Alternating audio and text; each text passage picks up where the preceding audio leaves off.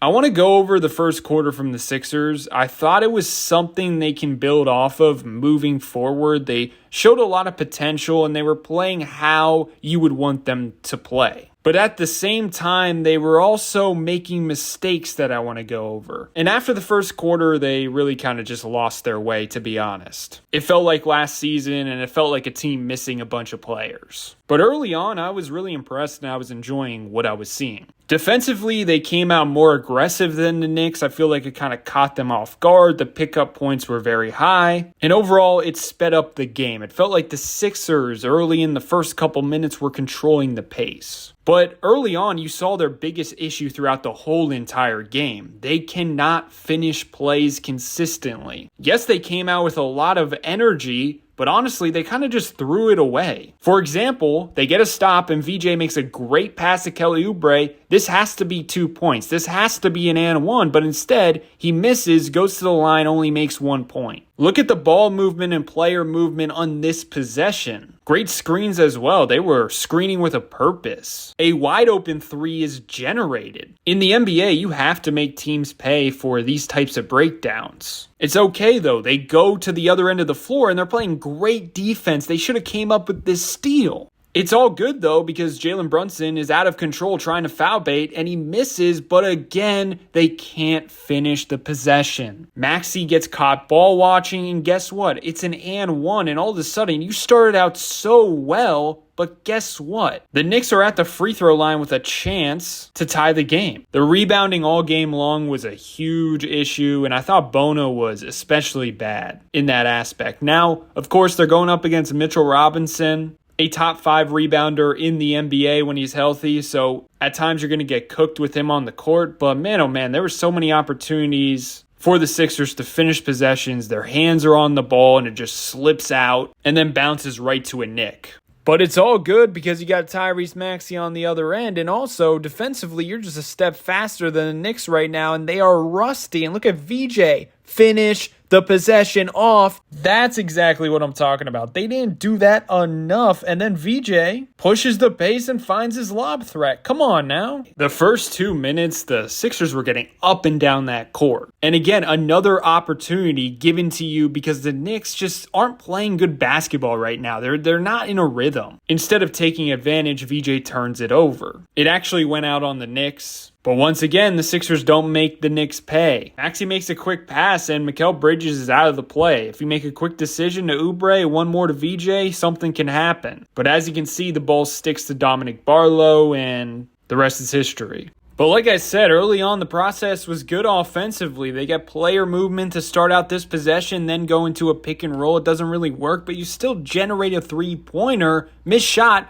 offensive rebound, pass out, and then a nice backdoor cut and a beautiful lob to Adem Bona. That's good stuff. Look at this defense. Justin Edwards making Jalen Brunson work and then switching. 14 seconds on the shot clock and they're still beyond the three-point line. Edwards gets a little too aggressive, so now the defense is broken down. But again, if anyone's going to shoot a three-pointer in this lineup, this is who you want. And they got lucky. A wide open three missed. And again, they don't finish the job. Could have been another opportunity to get out in transition where they've been cooking, but now they got to work in the half court and they get locked up. Luckily, Oubre gets it back and then Maxey just throws up a terrible shot. And what do you know? That leads to an easy bucket on the other end. And then the Sixers get a second chance opportunity here. Wide open three-pointer. Can't finish the job. And now finally, something that has been missing for the Knicks the entire quarter, aka tough shot making, shows up. And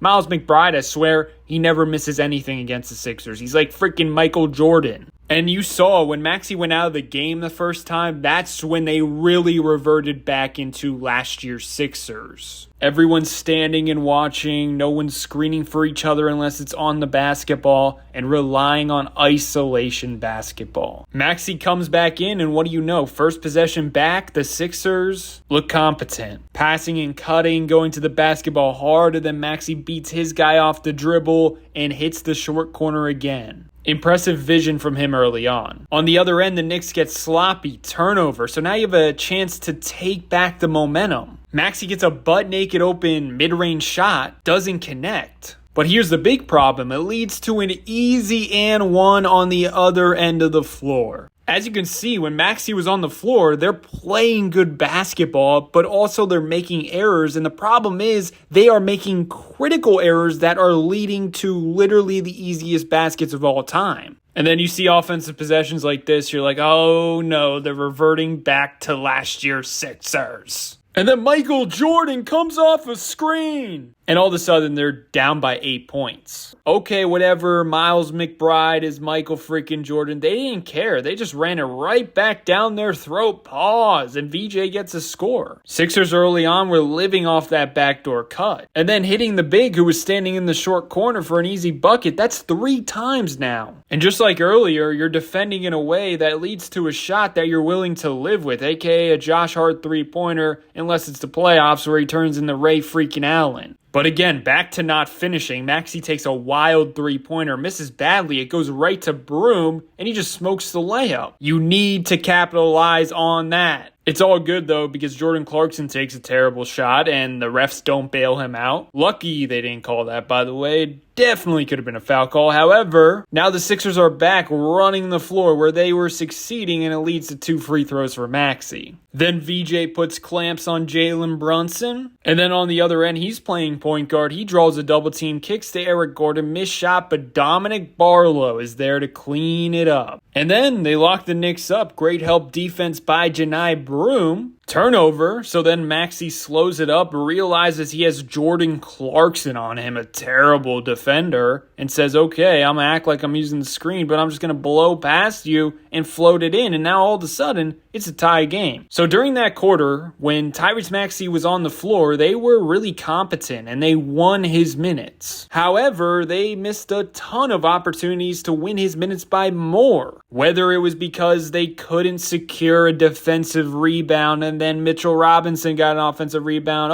2 points for the Knicks. And 1 for the Knicks. Or it was other stuff like just missing wide open 3-pointers. Or, getting a good defensive stop and then pushing the pace and turning it over. Or it's getting an offensive rebound but following it up with terrible shot selection that leads to an easy fast break score on the other end. And then as the game progressed, those problems got worse and worse, and they really reverted back to no ball movement in the Sixers of last season, even with Maxey on the court. But I will say, I think the way the Sixers came out, their intensity, that's a positive, and hopefully they can find a way to make it more consistent moving forward. Let's not forget they're also missing a bunch of key players. And hopefully they never shoot that bad again from the 3-point line. Let's see how they respond during Game 2. That's all I got. Let me know your thoughts below in the comment section. Have yourself a great day and peace out.